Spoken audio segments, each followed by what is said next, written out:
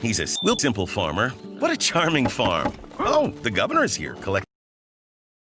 Fractions to decimals, Part 2.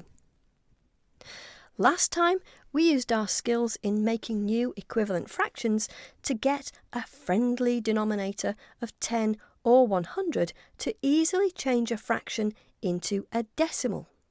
Now, on to the next step. Some fractions don't look like they can change to a friendly denominator, like this one, 3/6. You might say to yourself, I can't multiply 6 by anything to get 10 or 100. And you're right, you can't. But there's something else you can do. Look at the fraction again. 6 is in the 3 times table, and that means you can reduce this fraction. That's 1/2, 1/2. See anything familiar? We can turn 1/2 into 5/10. Then it's easy, because that is 0.5. We can use a two-step process to get numbers that don't look too friendly to play nicely together. First, we reduce to lowest terms. Then, we make a new equivalent fraction with a friendly base 10 denominator of 10 or 100. Let's look at another one. 8/32. Obviously, we can't get that to a friendly denominator in one step. But hey, 32 is in the 8 times table. Reduce this fraction. Divide top and bottom by 8, and you get 1/4. And now, if you multiply 4 by 25, you get 100, and there's our friendly denominator. Same up top, and that gives us 25 hundredths. And of course, as a decimal, that's 0.25. So 8/32 is the same as 0.25.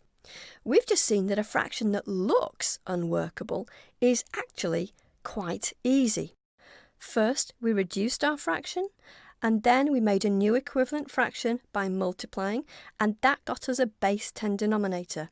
And from there, it's easy to make a decimal. Here's my thinking for any given problem if I have to make a decimal equivalent without using a calculator. First, can I easily get to a friendly denominator of 10 or 100? If, as in example 1, the answer is yes, then the decimal is easy to find. If not, as in example 2, then I consider the numerator and denominator. Do they have a factor in common?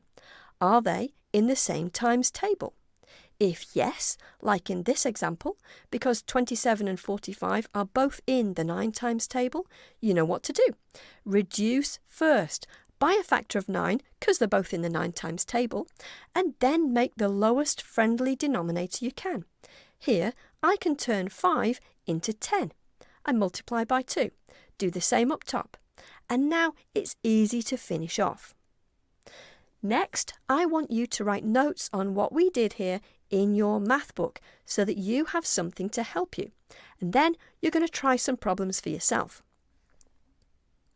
That's all for this video, but we haven't quite finished with this skill set yet.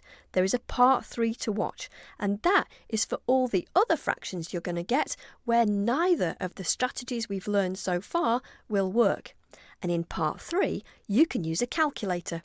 See you next time. A, B, C, D.